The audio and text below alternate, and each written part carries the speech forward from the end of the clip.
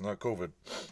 I have a, I have more of these. I have a Stanley crescent wrench. I don't have a crescent wrench brand one, but they call them crescent wrenches. This is made by Fuller. This is a Blue Point one, which somebody gave me. Thank you for giving me that. This is a Craftsman, which, where is it made? 8-inch drop board. Oh, it's a 200 millimeter. This one is a no-name jobber. I buy these at flea markets because you never know if you use them. What you're gonna want one. This is a no-name 8-inch. This one is a Dreadnought. It says drop forge 10-inch. I don't know. I can't read that. Wait, let me turn the light on here. That would help. Watch this. Close your eyes. Oh, there we go. This one has words on it. But this one, I wanted to show you. I think someone else on YouTube has one. It's a Beryllium, BECU.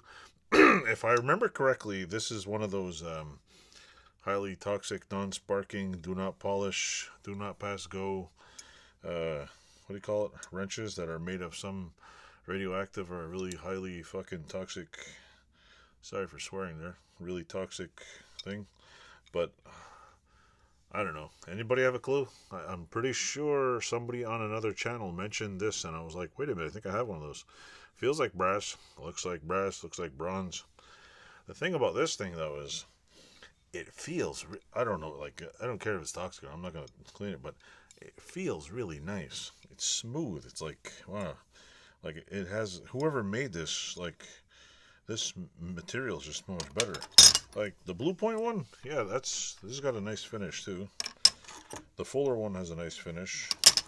Stanley has a nice plastic that is going to fall off eventually, because that's what plastic does. It just falls apart. Just ask the Smithsonian. All their plastic crap from 50 years ago is falling apart. This one's made in, what is it made?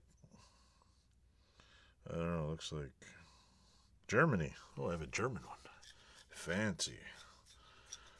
This is I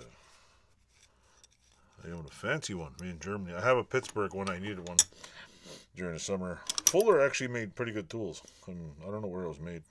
Forged, chrome, vanadium. But these actually stay. A lot of them, like this is actually a Blue Point one.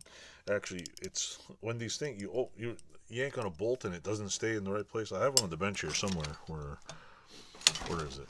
It's a piece of crap one. It's been on the bench forever. Now I can't find it. Sure, now I lose it. Huh? But anyway, I have one by Pittsburgh. It works. It just doesn't, like, you open it, you put it on a bolt, you start turning, and every time you turn, it slips open more. You turn some more, and next thing you know, you gotta readjust it, and you gotta go back. But if anybody knows what this one's made out of, I'd like to know. The old Craftsman, I don't have like vintage Craftsman stuff. I'm not that old. I'm not that old. Yeah, getting there. But I have some of the Craftsman from the, I guess, 80s and 90s. Mine don't go back to the 60s. But every time I see crescent wrenches, I buy them. There's also a few other tools I buy, but these are ones. The one I'm most interested in, though, is this one. Anybody know what the hell? It's W50, I don't know, W54 10-inch BECU. And it's made in USA.